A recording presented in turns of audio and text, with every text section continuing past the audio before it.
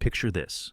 You're sitting in the Illinois State Board of Education headquarters reviewing teacher certification reports when your assistant transfers an urgent complaint from an HOA education liaison demanding immediate investigation of unlicensed teaching activities in a residential neighborhood. She's screaming about unauthorized tutoring, improper educational materials, and violations of state teaching regulations. What makes this complaint absolutely hilarious? She's demanding that Dr. Maria Gonzalez, State Board of Education, President, investigate Dr. Maria Gonzalez's own certified home tutoring practice. And Jennifer Wilson just called the highest educational authority in Illinois to demand disciplinary action against the person who literally writes the teaching license regulations. I'm Dr. Maria Gonzalez, and I've spent the last 12 years as Illinois State Board of Education, President overseeing teacher certification standards, curriculum development, and educational policy for 2.1 million students across 852 school districts. My office on the 14th floor of the Stratton Building in Springfield houses the educational authority that governs every certified teacher, administrator, and educational professional in Illinois. The mahogany desk where I review teaching license applications carries more educational authority than any other position in the state.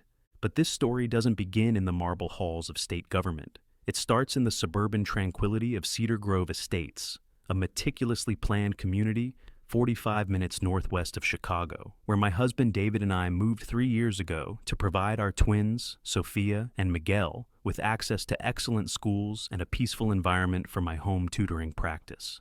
Cedar Grove Estates represents the pinnacle of planned suburban living. Tree-lined streets curve past colonial-style homes with perfectly manicured lawns, community gardens, and a clubhouse that hosts book clubs, yoga classes, and monthly HOA meetings.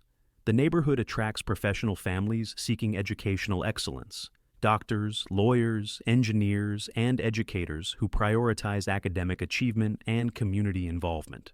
My home tutoring practice began during the pandemic, when struggling students needed personalized educational support beyond remote learning capabilities. What started as helping neighborhood children with reading comprehension and mathematical concepts evolved into a state-licensed educational support service that serves 15 students weekly. My state-certified tutoring credentials, issued by the very department I oversee, permit residential educational services that comply with all Illinois educational regulations. The converted sunroom serves as my tutoring space, equipped with educational materials, whiteboards, and resources that exceed most classroom standards. Each session follows individualized education plans designed to supplement regular schooling while addressing specific learning challenges. Parents drive from surrounding communities, seeking the educational expertise that only someone with my credentials and experience can provide. Jennifer Wilson moved to Cedar Grove Estates 8 months ago with dreams of becoming the neighborhood's educational authority figure. A former insurance adjuster with no educational background, she appointed herself HOA Education Liaison and immediately began scrutinizing any activity that resembled teaching or learning. Her mission, clearly stated at every HOA meeting, was protecting residential property values by eliminating any commercial-looking activities that might suggest professional services. Jennifer's opposition to my tutoring practice began with passive-aggressive comments during community events. Some people seem to think they can run businesses from residential properties, she'd announce loudly whenever I was within earshot. Her complaints escalated from noise concerns, apparently children reading aloud violated quiet hours, to traffic violations when parents dropped off students twice weekly. But Jennifer's real frustration stemmed from her inability to find any legitimate violations in my operation. My Illinois state teaching license, prominently displayed in the tutoring room, permits residential educational services.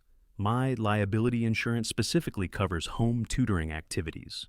Every educational material and method I use complies with state educational standards because I literally helped write those standards. The first official complaint arrived on a Tuesday morning while I was reviewing teacher certification renewals at my state office. David called to inform me that Jennifer had filed a formal noise violation with the HOA board, claiming my commercial tutoring operation violated community guidelines prohibiting business activities in residential areas. That evening, I attended the HOA meeting with my tutoring credentials and documentation, demonstrating full compliance with both community guidelines and state educational regulations. Jennifer stood at the podium, wearing a navy business suit and holding a thick folder that she clearly believed contained evidence of my wrongdoing. "Ladies and gentlemen," she announced with the confidence of someone who'd never encountered actual educational authority, "we have a serious problem in our community. Dr. Gonzalez is operating an unlicensed tutoring business that violates residential zoning and creates traffic hazards for our families." I stood up calmly, holding my Illinois state teaching license and tutoring certification. "Jennifer, I'm fully licensed by the Illinois State Board of Education to provide residential tutoring services. These credentials permit exactly the activities you're describing." Jennifer's response revealed the depth of her educational ignorance. "Those certificates don't mean anything here. This is a residential neighborhood with specific rules about commercial activities. I don't care what some state agency says about your teaching qualifications." The room fell silent as she essentially dismissed the educational authority that governs every teacher and educational professional in Illinois. Several neighbors, including 2 public school teachers who understood exactly what my credentials represented, shifted uncomfortably in their seats. "Jennifer," I replied gently, "the Illinois State Board of Education isn't some state agency. It's the regulatory authority that oversees all educational activities in Illinois, including residential tutoring services." "Well, we'll see about that," Jennifer snapped, waving her folder dramatically. "I've already filed complaints with the appropriate authorities, and I intend to pursue this until your illegal operation is shut down permanently." Walking to my car that night, gravel crunching under my feet in the cool autumn air, I realized Jennifer had no idea what forces she was attempting to challenge. The appropriate authorities she planned to contact were the very people who reported to me every day at the state education department. Jennifer's campaign intensified over the following weeks, with a dedication that would have impressed military strategists. She began photographing students arriving for tutoring sessions, documenting license plates, and timing educational activities with the precision of a surveillance operation. Her detailed logs included dates, times, and descriptions of every commercial education transaction occurring at my residence. She also launched a neighborhood petition demanding immediate action against my unlicensed teaching business. The document, circulated door to door with evangelical enthusiasm, claimed my tutoring practice violated state educational regulations and endangered children through unauthorized educational activities. "Dr. Gonzalez claims to be qualified to teach children," the petition read, "but she lacks proper certification from state educational authorities. We demand immediate investigation by the Illinois State Board of Education to protect our community from unlicensed educational services." The irony was so perfect, it felt like educational comedy written by bureaucratic satirists. Jennifer was circulating a petition demanding the Illinois State Board of Education investigate the Illinois State Board president for lacking certification from the Illinois State Board of Education. 8 neighbors signed Jennifer's petition, primarily residents who'd moved to Cedar Grove Estates recently and didn't understand my educational background. Jennifer proudly announced at the next HOA meeting that she'd gathered sufficient community support to pursue formal complaints with state educational authorities. "I've done extensive research on educational regulations," she declared, reading from notes that clearly came from internet searches rather than actual regulatory knowledge. "Unauthorized teaching violates state licensing requirements, and I have evidence of ongoing violations that threaten our community's educational standards." David suggested I simply explain my position at the state education department, but Jennifer's ignorance had created an opportunity for educational comedy that would become legendary in Illinois education circles. Sometimes the universe provides perfect teaching moments about researching authorities before filing complaints. Jennifer's masterpiece arrived on a Thursday morning, a formal complaint submitted through the Illinois State Board of Education's official violation reporting system. The 4-page document, meticulously typed and accompanied by photographs of my tutoring space, demanded immediate investigation of unlicensed teaching activities at my Cedar Grove Estates address. The complainant requests urgent disciplinary action against Dr. Maria Gonzalez for conducting unauthorized educational services without proper certification from the Illinois State Board of Education, the complaint read. Evidence suggests ongoing violations of state teaching license requirements that endanger student welfare and violate educational standards. Jennifer had formally requested that the Illinois State Board of Education investigate the Illinois State Board president for lacking Illinois State Board of Education certification. The complaint landed directly on my desk through normal administrative channels, requiring my review and response as the state's highest educational authority. My assistant, Rebecca, knocked on my office door that morning with barely contained laughter. "Dr. Gonzalez, you need to see this complaint. Someone from your neighborhood wants us to investigate you for unlicensed teaching." Reading Jennifer's complaint while sitting in the office where I oversee educational policy for the entire state felt like being trapped in an absurdist play about bureaucratic irony. Every allegation she'd made about my lacking proper credentials could be refuted by simply pointing to the walls of my office, where my educational certifications hang alongside recognition awards from the National Association of State Boards of Education. But Jennifer's complaint contained one element that transformed comedy into genuine concern. She'd copied her submission to the U.S. Department of Education, the National Education Association, and the Illinois Attorney General's office. Her ignorance had triggered a multi-agency review that would now require formal responses from federal educational authorities. The Department of Education's response came within 48 hours.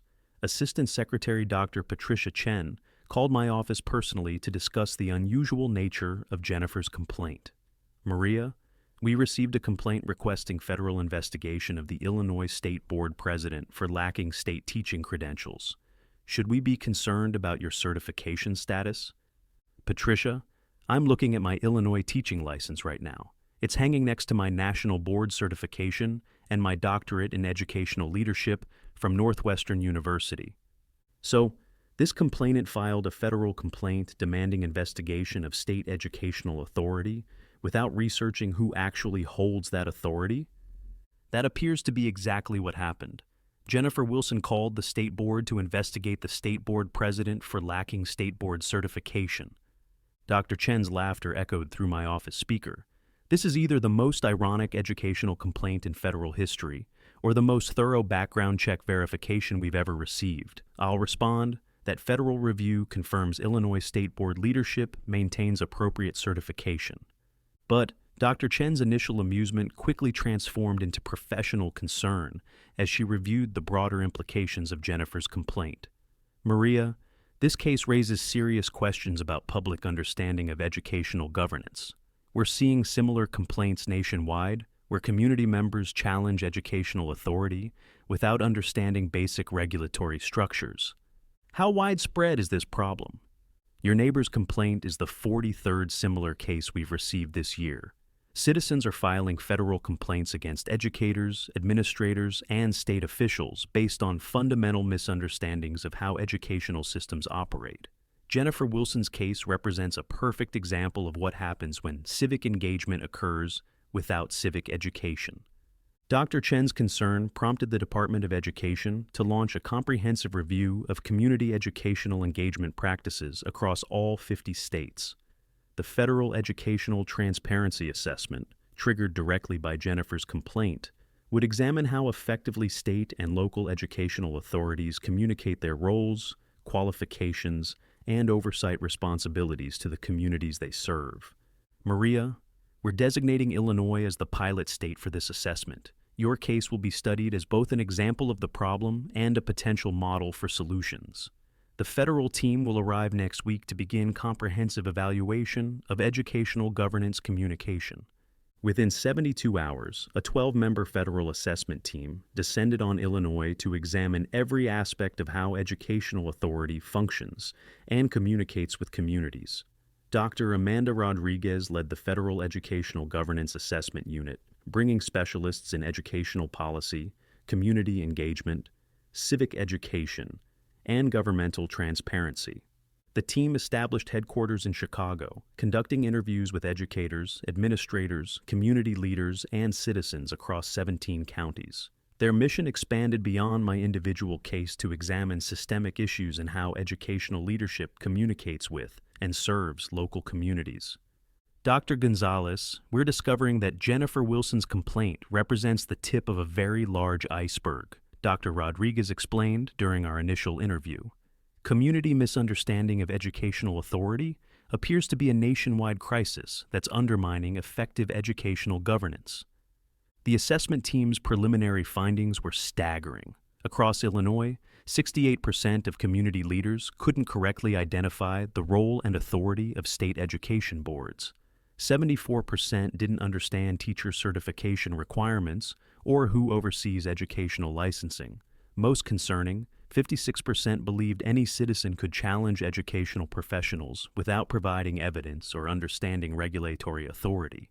Jennifer's ignorant complaint had exposed a fundamental breakdown in civic education about how educational systems actually function in American democracy. But Jennifer's federal complaint had inadvertently triggered something much larger than simple credential verification. The Department of Education's review process for complaints involving state board officials requires comprehensive evaluation of educational governance, policy implementation, and community educational services. Within a week, federal education specialists arrived in Illinois to conduct what they termed a leadership effectiveness assessment of state educational authority. Dr. Amanda Rodriguez, Senior Federal Education Inspector, met with me in Springfield to discuss Jennifer's allegations and the broader implications of community challenges to educational authority. Dr. Gonzalez, this complaint raises interesting questions about public understanding of educational governance, Dr. Rodriguez explained while reviewing Jennifer's detailed accusations. When community members challenge state educational authority without understanding that authority's scope and qualifications, it suggests broader issues with educational transparency and public engagement.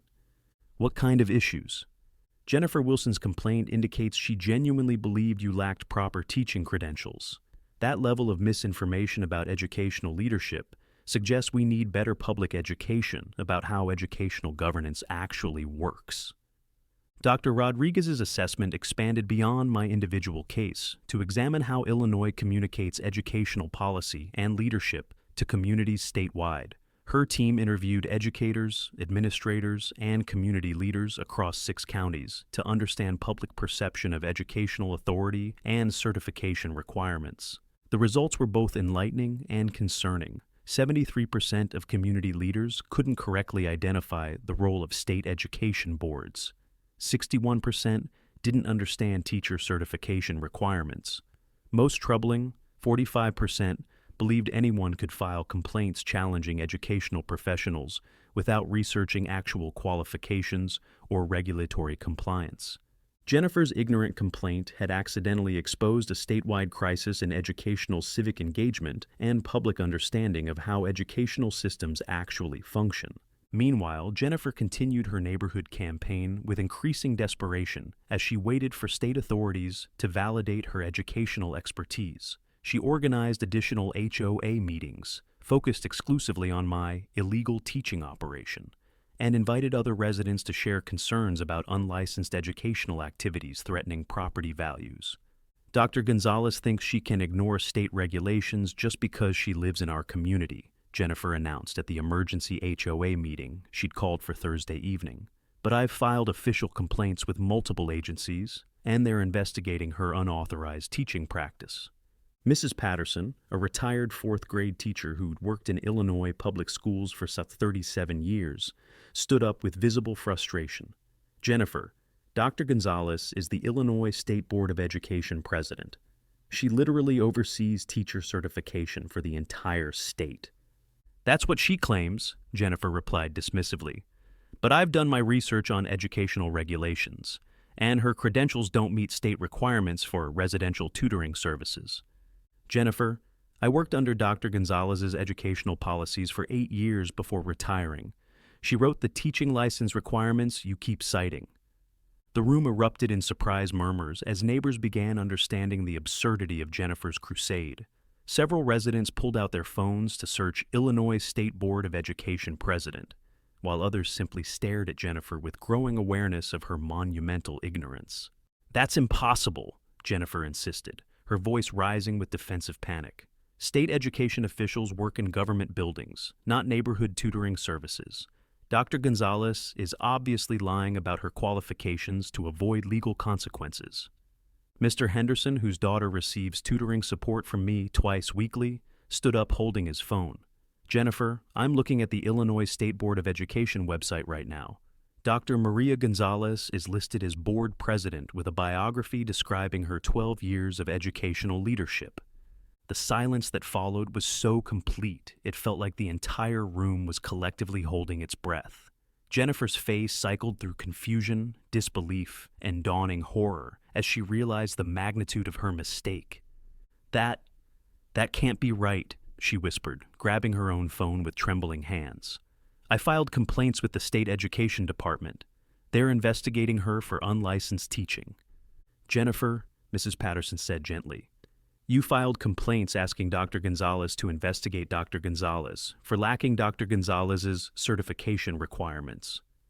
The community meeting dissolved into awkward conversations as neighbors processed the revelation that their HOA education liaison had spent months challenging the highest educational authority in Illinois for lacking educational authority. Several residents approached me with apologies for signing Jennifer's petition, while others simply shook their heads in disbelief. Jennifer gathered her folders and rushed from the meeting without speaking to anyone, her face flushed with embarrassment that would soon transform into something much more serious than social humiliation.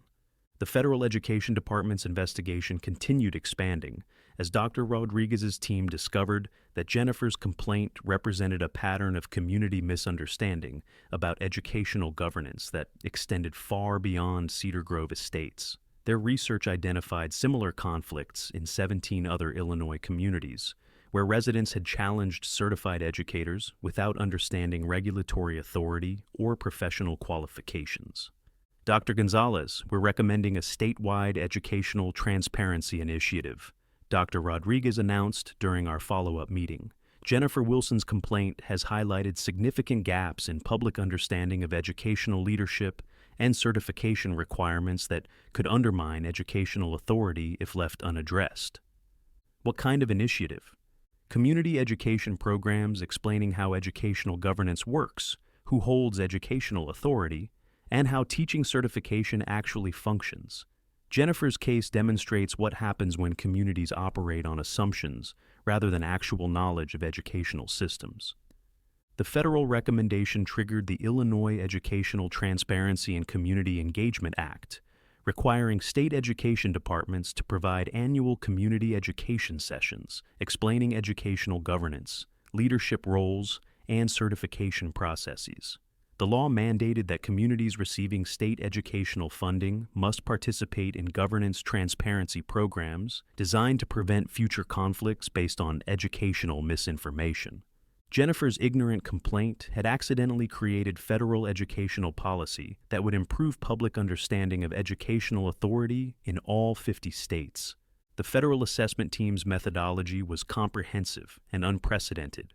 Dr. Rodriguez's specialists conducted structured interviews with 247 community leaders, 183 educational professionals, and 421 citizens across Illinois to measure understanding of educational governance.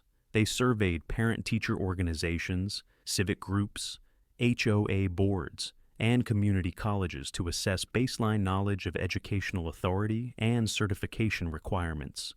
The data collection revealed educational ignorance that extended far beyond Jennifer's individual case. Community leaders consistently confused local school board authority with state educational oversight. Citizens believed teaching licenses were issued by individual schools rather than state regulatory agencies. Most troubling, community members routinely challenged educational expertise without understanding what that expertise entailed or who validated professional qualifications. Dr. Gonzalez, we're discovering systematic gaps in civic education about educational governance, Dr. Rodriguez reported during our weekly briefing. Jennifer Wilson's complaint isn't an isolated incident of individual ignorance. It represents widespread community misunderstanding of how educational authority actually functions in American democracy. The assessment expanded to include evaluation of communication between educational authorities and communities they serve. Federal specialists attended school board meetings, state education sessions, and community forums to observe how educational information is presented and received by public audiences. Their findings were equally concerning. Educational leaders consistently used technical language and bureaucratic terminology that community members couldn't understand. State education departments communicated policy through official documents that required advanced education to comprehend. Most critically, no systematic effort existed to educate communities about educational governance, authority structures, or proper channels for addressing educational concerns. We're seeing a fundamental breakdown in democratic engagement with educational systems, Dr. Rodriguez explained. Citizens want to participate in educational governance, but they lack basic knowledge about how that governance operates. Jennifer's complaint demonstrates what happens when civic engagement occurs without civic education. Meanwhile, Jennifer's campaign against my tutoring practice evolved into something approaching obsession, as she struggled to reconcile her educational authority claims with the mounting evidence of her fundamental ignorance. The revelation of my position at the state education department had shattered her confidence. But rather than acknowledging error, she constructed increasingly elaborate theories to explain away the obvious truth. She began claiming that my state board position was illegitimate, arguing that real educational authorities wouldn't operate tutoring services from residential properties. Her logic suggested that anyone providing educational services in suburban neighborhoods must be unqualified, regardless of their actual credentials or regulatory authority. Dr. Gonzalez might claim to work for the state education department, Jennifer announced at community gatherings.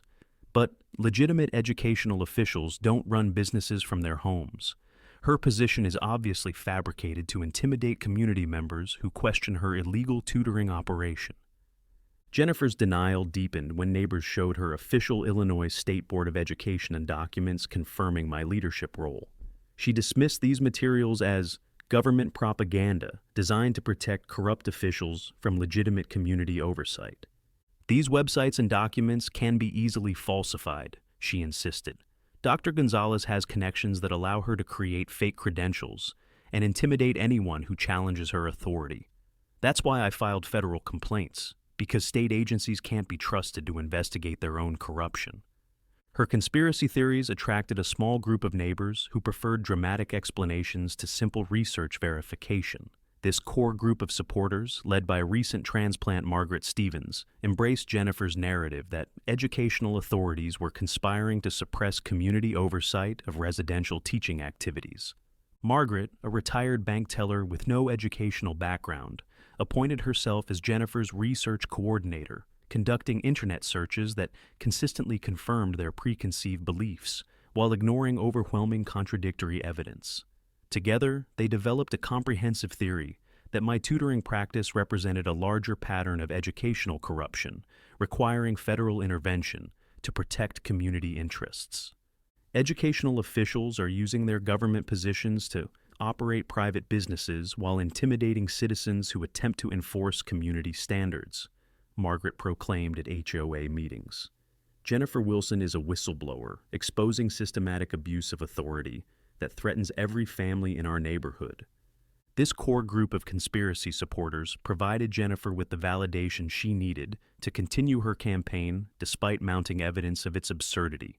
They organized petition drives, attended community meetings, and maintained detailed documentation of what they termed educational authority abuse in Cedar Grove estates. But Jennifer wasn't finished with her campaign against my educational qualifications. Despite overwhelming evidence of her mistake, she doubled down on her position with the determination of someone whose identity had become attached to being right about educational regulations. She filed additional complaints with the Illinois Attorney General's office, claiming I was using my position at the state education department to intimidate her and suppress legitimate concerns about residential teaching violations. Her new strategy involved portraying herself as a whistleblower, exposing corruption in educational leadership. Dr. Gonzalez is abusing her government position to operate illegal tutoring services while threatening community members who question her authority. Jennifer's complaint to the Attorney General claimed, This represents corruption of educational leadership and intimidation of citizens exercising their right to report regulatory violations. Jennifer's complaint to the Attorney General's office was a masterpiece of misdirection and conspiracy thinking. The 12-page document, meticulously formatted and accompanied by photographs, charts, and witness statements from her core supporter group, presented a comprehensive case for systematic educational corruption, requiring state-level prosecution. Dr. Maria Gonzalez is abusing her government position to operate illegal tutoring services while threatening community members who question her authority, Jennifer's complaint claimed. This represents corruption of educational leadership and intimidation of citizens exercising their right to report regulatory violations. The state education department is protecting Dr. Gonzalez from legitimate oversight while allowing her to profit from government credentials through unauthorized commercial activities. Jennifer's complaint included supporting affidavits from Margaret Stevens and 3 other neighbors who claimed to have witnessed my intimidation tactics and abuse of authority. These statements described alleged incidents where I had threatened legal action against community members, used government resources for personal business, and conspired with state officials to suppress legitimate educational concerns. Every allegation in Jennifer's complaint was either completely fabricated or grossly distorted from normal interactions. Her claim that I threatened legal action referred to my explanation of state tutoring regulations during HOA meetings. Her assertion that I used government resources described my Illinois teaching license displayed in my tutoring room. Her charge of conspiracy with state officials referenced phone calls with my own administrative staff. Attorney General Sarah Mitchell's office contacted me directly to discuss Jennifer's allegations. Chief Investigator Michael Torres explained that corruption complaints involving state board officials require thorough investigation, regardless of their apparent merit or lack thereof. Dr. Gonzalez, we understand this situation involves some unusual circumstances, but we need to formally review any allegations of position abuse or community intimidation. I understand completely. My tutoring practice operates under normal state certification requirements, and I've never used my board position to influence community discussions about educational services. Chief Investigator Torres assembled a comprehensive investigation team that included financial auditors, ethics specialists, and community relations experts. Their mandate extended beyond individual complaint review to examine whether state educational leadership was properly separated from personal business activities and community engagement. The investigation required detailed documentation of every aspect of my tutoring practice, financial records, licensing compliance, and community interactions. Federal and state auditors examined my tutoring income, business expenses, insurance coverage, and regulatory compliance to verify that no improper use of government resources or authority had occurred. Dr. Gonzalez, we need to understand the timeline of your tutoring practice relative to your state board position, Investigator Torres explained during our formal interview. Ms. Wilson's complaint suggests you began tutoring after obtaining your board position, using government credentials to attract clients and intimidate community oversight. Actually, I began tutoring 3 years before accepting the board presidency. My teaching credentials and tutoring certification are independent of my administrative role. The state board position involves policy oversight, not direct educational service delivery.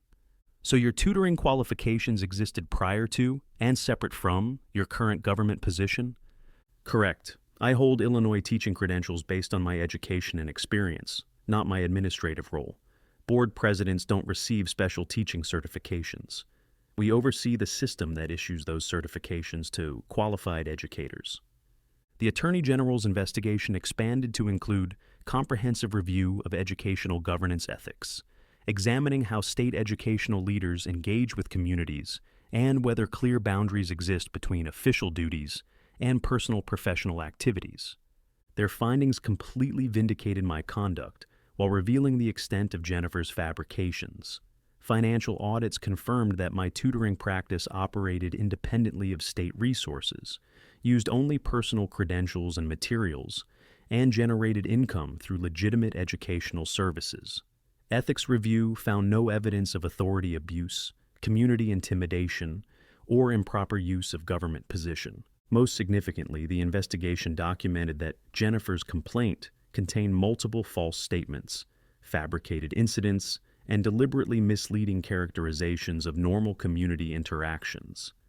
This investigation found no evidence of wrongdoing by Dr. Gonzalez, Chief Investigator Torres reported. Instead, we discovered that Ms. Wilson filed multiple complaints challenging educational authority without understanding that authority's qualifications, scope, or legitimacy. Her actions represent citizen engagement based on misinformation rather than evidence of official misconduct. But the Attorney General's investigation revealed something much more troubling than simple community misunderstanding. Jennifer's false statements, fabricated witness accounts, and deliberately misleading allegations constituted potential criminal activity under Illinois false reporting statutes. Dr. Gonzalez, Ms. Wilson's complaint contains statements that appear to be knowingly false, Investigator Torres explained during our final interview. Filing false reports with state agencies is a criminal offense that can result in prosecution, fines, and potential imprisonment. Are you considering criminal charges against Jennifer? We're recommending that the state's attorney review this case for potential prosecution under Illinois false reporting laws. Citizens cannot file government complaints containing fabricated evidence without facing legal consequences. The Attorney General's referral to the Cook County State's Attorney's Office triggered a criminal investigation of Jennifer's false reporting activities. Prosecutor Lisa Chen reviewed the evidence and determined that Jennifer's complaints met the legal standard for knowingly false statements to government agencies. Ms. Wilson filed multiple complaints containing fabricated incidents, false witness statements, and deliberately misleading allegations, Prosecutor Chen announced. This represents willful deception designed to trigger government investigations based on false information. Jennifer was formally charged with 3 counts of filing false reports with state agencies, each carrying potential fines up to $10,000 and imprisonment up to 1 year. Her conspiracy theory campaign had transformed from community activism into criminal activity with serious legal consequences. The criminal charges against Jennifer sent shockwaves through Cedar Grove estates as neighbors realized the extent of her deception. Community members who had supported her campaign began distancing themselves as evidence of her fabrications became public record. Margaret Stevens, Jennifer's primary supporter, publicly withdrew her backing after learning that her affidavit contained false statements that could expose her to criminal liability. "I trusted Jennifer's research and signed documents supporting her position," Margaret explained. "I had no idea she was making up incidents and asking me to verify false information." The collapse of Jennifer's support network accelerated as neighbors discovered the full scope of her campaign's dishonesty. Community members who had signed petitions or provided statements began contacting the HOA board to withdraw their participation in what they now understood to be criminal activity. Meanwhile, the federal assessment team's work in Illinois was generating national attention as their findings revealed systematic gaps in civic education about educational governance. Dr. Rodriguez's preliminary report documented community misunderstanding of educational authority that extended far beyond individual ignorance to represent institutional failures in democratic engagement. The Wilson case illustrates a nationwide crisis in civic education about how educational systems operate, Dr. Rodriguez testified before the House Education Committee. Citizens want to participate in educational governance, but they lack fundamental knowledge about educational authority, certification requirements, and proper channels for addressing concerns. Dr. Rodriguez's testimony included comprehensive data from 17 states showing similar patterns of community challenges to educational authority based on misinformation, ignorance, and misunderstanding of regulatory structures. Jennifer's complaint had become the catalyst for national recognition of systematic civic education failures. Mr. Chairman, we're recommending the Educational Transparency and Community Engagement Act to address these issues, Dr. Rodriguez announced. This legislation would require states to provide annual community education sessions, explaining educational governance, leadership roles, certification processes, and proper procedures for addressing educational concerns. The proposed legislation mandated that all communities receiving federal educational funding must participate in governance transparency programs designed to prevent future conflicts based on educational misinformation. states would be required to develop standardized curriculum explaining how educational authority operates and how citizens can effectively engage with educational systems. The Attorney General's report was copied to the Federal Department of Education as supporting evidence for the National Educational Transparency Initiative that Jennifer's original complaint had accidentally triggered. Meanwhile, Cedar Grove Estates was experiencing its own transformation as neighbors grappled with the revelation that their community's educational conflict had escalated to federal policy development.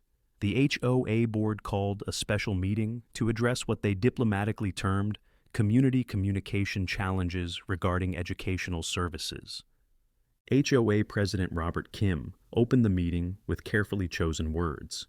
Recent events have highlighted the importance of understanding professional qualifications and regulatory authority before raising concerns about community services. Tonight, we'll discuss how to improve communication and avoid future misunderstandings.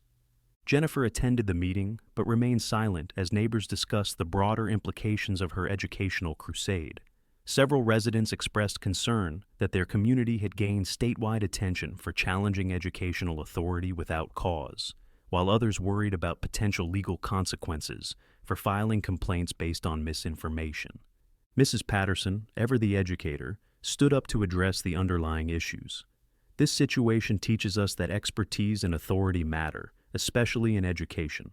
Before challenging someone's qualifications, we should research what those qualifications actually are and who has authority to evaluate them.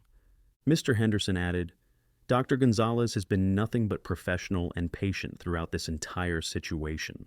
She could have ended Jennifer's campaign immediately by simply mentioning her position at the state education department, but she allowed the educational process to work naturally. The meeting concluded with unanimous approval of new HOA guidelines requiring residents to verify professional qualifications and regulatory authority before filing formal complaints about community services. The guidelines specifically mandated research verification for any challenges to professional expertise or licensed activities. Jennifer's educational ignorance had transformed Cedar Grove Estates into a model community for evidence-based civic engagement and professional respect. 6 months later, the Illinois Educational Transparency and Community Engagement Act was signed into law with provisions requiring annual community education sessions in all districts receiving state funding. The law mandated that communities learn about educational governance, leadership roles, certification requirements, and proper channels for addressing educational concerns. I was invited to testify before the House Education Committee about the legislation's importance. Representative Davis, this law addresses a critical gap in public understanding of educational authority. When community members challenge educational expertise without understanding that expertise, it undermines the professional relationships essential for effective education. Dr. Gonzalez, what specific problems does educational misinformation create in communities? Jennifer Wilson's case demonstrates how assumptions about educational qualifications can escalate into federal investigations, policy development, and community conflict. When citizens operate on incomplete information about educational governance, it wastes resources and damages professional relationships. How does this law prevent similar situations? By requiring communities to learn how educational systems actually work, who holds educational authority, and how to properly address educational concerns. Education works best when communities understand and respect educational expertise rather than challenging it based on assumptions. The legislation passed with bipartisan support and became a national model for improving public understanding of educational governance. 23 other states adopted similar transparency requirements based on Illinois' experience with community educational misinformation. Jennifer's complaint had accidentally created a nationwide movement improving civic education about educational authority and professional expertise. The personal impact of this experience extended far beyond policy development and community education. My tutoring practice expanded to serve 23 students weekly as parents throughout the region sought educational support from someone with verified state-level expertise.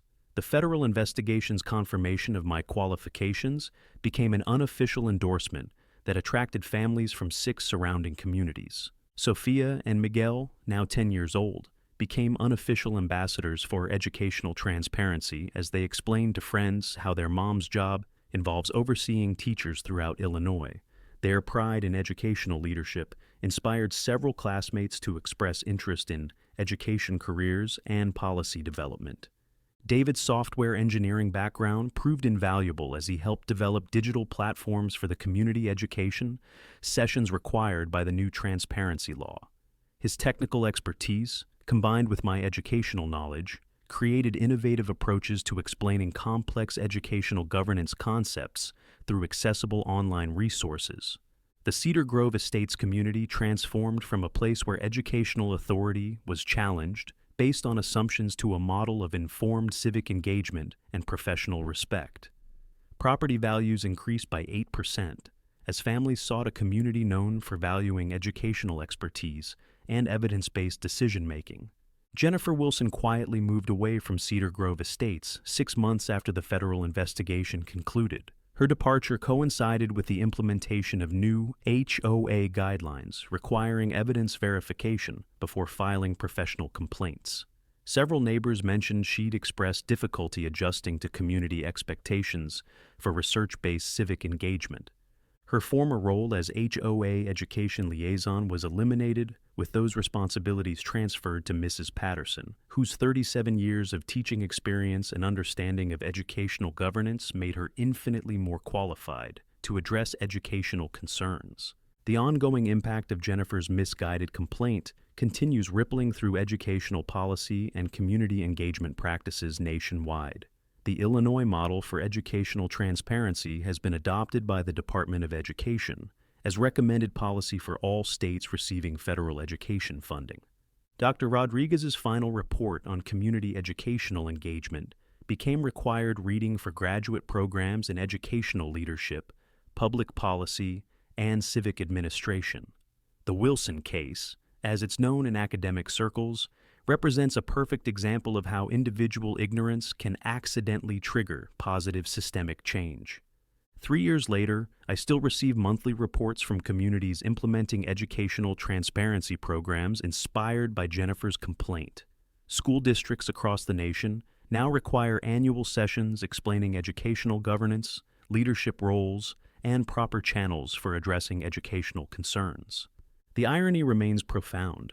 Jennifer Wilson's attempt to challenge my educational authority, based on ignorance of that authority, accidentally created the most comprehensive educational transparency initiative in American history. Standing in my tutoring room today, watching Sophia help Miguel with mathematics concepts while my current students work on reading comprehension, I'm reminded that education works best when communities understand and respect educational expertise. Jennifer's complaint taught us that assumptions about authority can be dangerous, but proper research and evidence-based evaluation create stronger educational relationships. The plaque on my wall, commemorating the Illinois Educational Transparency and Community Engagement Act, bears an inscription that captures the essence of this entire experience. Dedicated to improving public understanding of educational governance through evidence-based civic engagement and professional respect. What started as one neighbor's ignorant complaint about teaching credentials became a national movement improving how communities interact with educational authority. Sometimes the universe provides perfect teaching moments about the importance of researching qualifications before challenging expertise. And every time I review teacher certification applications in my Springfield office, I smile remembering the day Jennifer Wilson called the Illinois State Board of Education to demand investigation of the Illinois State Board president for lacking Illinois State Board of Education certification. That, as we say in education, is what we call a teachable moment. What's your worst HOA horror story? Drop it in the comments below. Your experience might help someone else going through the same battle. Hit that subscribe button if you love seeing bullies get what they deserve, and ring that notification bell for more HOA Revenge Stories where justice is served ice cold. Remember, sometimes standing up to neighborhood tyrants doesn't just save yourself, it saves everyone around you. When good people refuse to be intimidated by fake authority, entire communities can break free from fear. Thanks for watching HOA Revenge Stories, where we prove that every HOA Karen eventually meets their match.